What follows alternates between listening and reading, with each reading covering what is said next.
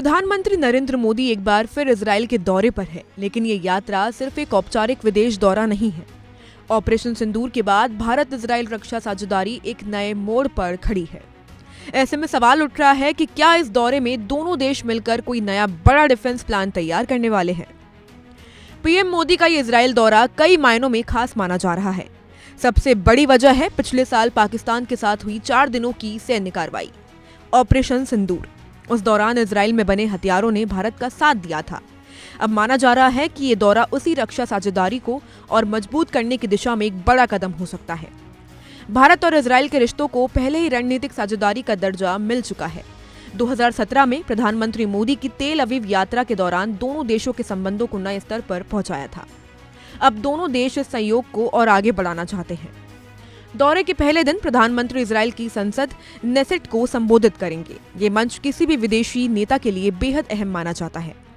इस संबोधन के जरिए अपने विचार, प्राथमिकताएं और साझेदारी की दिशा सीधे इजराइल नेतृत्व के सामने रखेगा। इससे दोनों देशों के बीच राजनीतिक भरोसा और मजबूत होने की उम्मीद है। दौरे के दूसरे दिन प्रधानमंत्री की मुलाकात इजराइल के प्रधानमंत्री बेंजामिन नेतन्याहू से होगी। इस बैठक में दोनों देशों के वरिष्ठ अधिकारी भी मौजूद रहेंगे। बातचीत में अब तक हुए सहयोग की समीक्षा की जाएगी। साथ ही रक्षा, टेक्नोलॉजी, साइबर सुरक्षा, स्टार्टअप और व्यापार के नए अवसरों पर चर्चा होगी। ये बैठक सिर्फ द्वीपीय मुद्दों पर सीमित नहीं रहेगी। पश्चिमी एशिया के मौजूदा स्थिति, गाजा संकट और वैश्विक सुरक्षा हालात पर भी दोनों नेता अपने विचार साझा करेंगे। विदेश मंत्रालय के अनुसार दोनों देश अंतर्राष्ट्रीय चुनौतियों पर मिलकर काम करने के नए रास्ते तलाशेंगे। पीएम मोदी इस दौरे के दौरान इजराइल के राष्ट्रपति से भी मुलाकात करेंगे। ये बैठक राजनीतिक और सांस्कृतिक रिश्तों को और गहरा करने की दिशा में महत्वपूर्ण मानी जा रही है। इससे दोनों देशों के लोगों के बीच भी जुड़ाव बढ़ाने की कोशिश की जाएगी। दौरे के दौरान कई समझौते पर हस्ताक्षर होने की संभावनाएं हैं।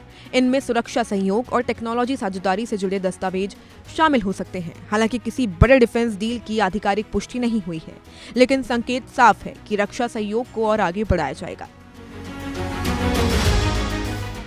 पिछले साल भारत और इजराइल के बीच रक्षा क्षेत्र को मजबूत करने के लिए एक अहम समझौता हुआ था। भारत की ओर से रक्षा सचिव राजेश कुमार सिंह और इजराइल की ओर से रक्षा मंत्रालय के महानिदेशक आमिर बाराम इस बैठक में शामिल थे। इस समझौते का मकसद था नई रक्षा टेक्नोलॉजी साझा करना, संयुक्त उत्पादन को बढ़ावा देना और रक्षा उद्योग में रिसर्च और इनोवेशन को मजबूत करना। इजराइल ने भारत के साथ नई रक्षा टेक्नोलॉजी साझा करने पर सहमति जताई है। इसमें drone system, missile technology, cyber defence और एडवांस सर्विलांस सिस्टम जैसे क्षेत्र शामिल हो सकते हैं। दोनों देश मिलकर हथियार और डिफेंस सिस्टम विकसित करने की दिशा में काम करना चाहते हैं। इससे भारत की रक्षा क्षमता को बड़ा बल मिलने की उम्मीदें हैं। वहीं मई 2025 में भारत और पाकिस्तान के बीच हुई 4 दिन की सैन्य कार्रवाई के दौरान इजराइल में बने हथियारों का इस्तेमाल हुआ था। इसके बाद भारत ने अपने रक्षा भंडार को फिर से भरने की प्रक्रिया तेज की। ऐसे समय में प्रधानमंत्री का ये दौरा रक्षा साझेदारी को और रणनीतिक बना सकता है। हालांकि भारत इजराइल के साथ मजबूत साझेदारी रखता है, लेकिन फिलिस्तीन के मुद्दे पर भारत ने अपना रुख साफ रखा है।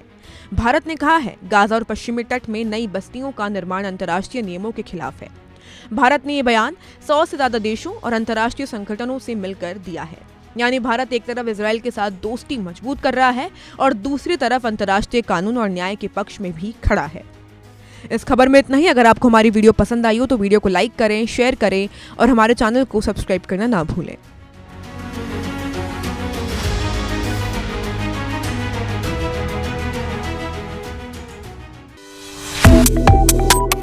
Subscribe to One India and never miss an update. Download the One India app now.